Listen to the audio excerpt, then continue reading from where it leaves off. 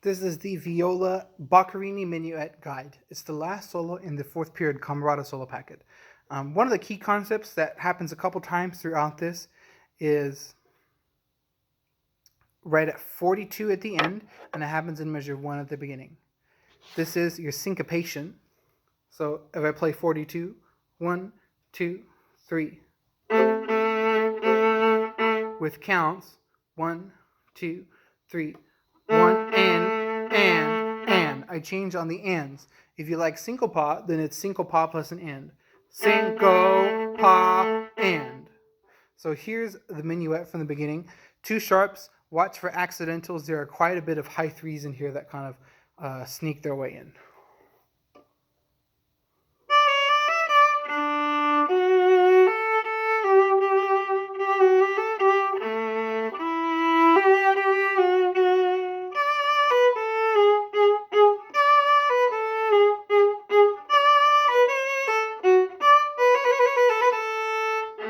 And then you would take the repeat.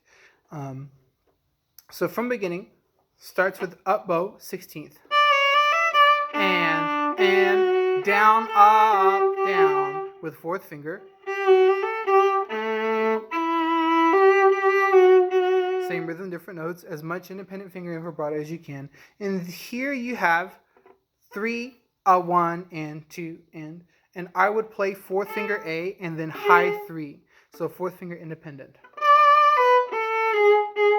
Then your 3rd finger goes in a different spot. Throughout this section, your 3rd finger is going to be hopping back and forth between a high on the D string and a regular on the A string.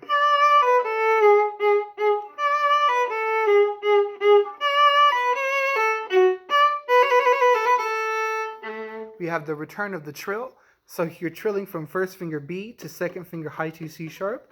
And you have also the grace notes from the Gothic Cavat. So you have to add the trill before you end. Play open, B, down, down. I would practice this without the trill.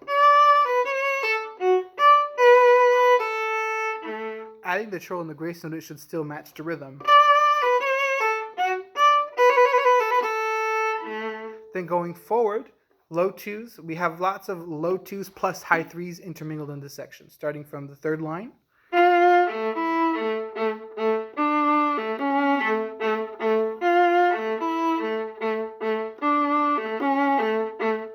So that's that section. Keep the 8th note short and on the string. Independent 4th fingers, independent high 3 C sharps, reach back for low 2 F naturals. This is the same.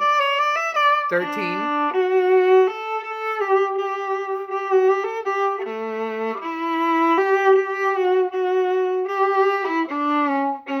In this section, it's like measure 5, but down a string. So same fingering, down a string. High 3 C sharp.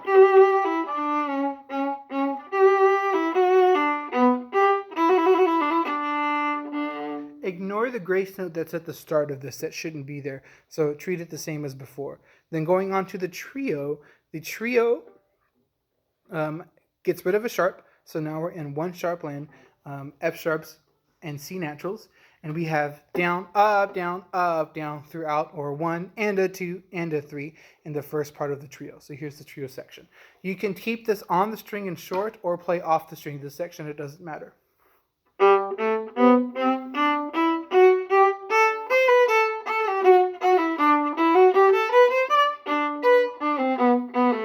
So for that line, I keep my bow small even when I have the slurred notes together. Watch for low 2 C naturals. Check the fingering carefully.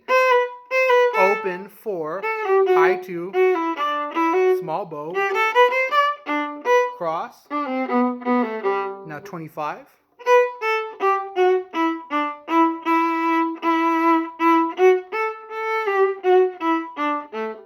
There's that syncopation, syncopa coming up again at 26.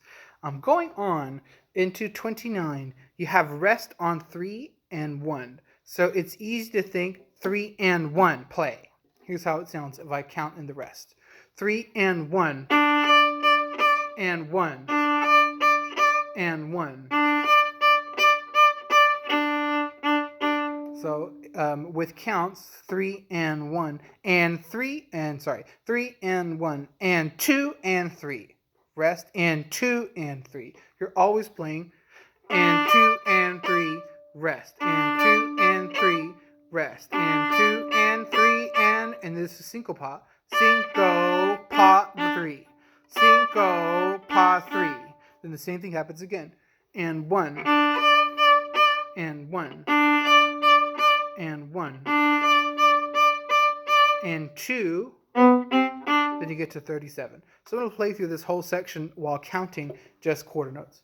3, 1, 2, 3, 1, 3, 1, 2, 3, 1, 2, 3, 1, 3, 1, 2, 3, 1, 2, 3, 1, 2. And it says 4 open. Ignore that. Just play third finger D on the A string. Here's 37. It's the same as the repeat sign where it says trio. Just slightly different notes.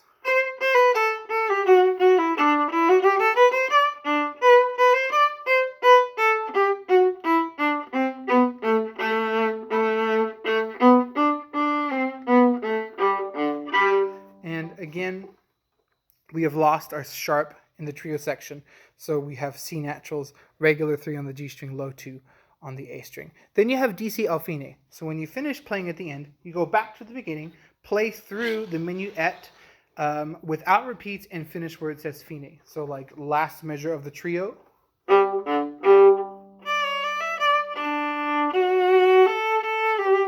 Go straight into the minuet. And the end of the minuet is measure 20. There's the end. In minuet and trio form, it's always traditional that you start with the minuet, then play the trio, it's like a second piece, and then go back to the minuet.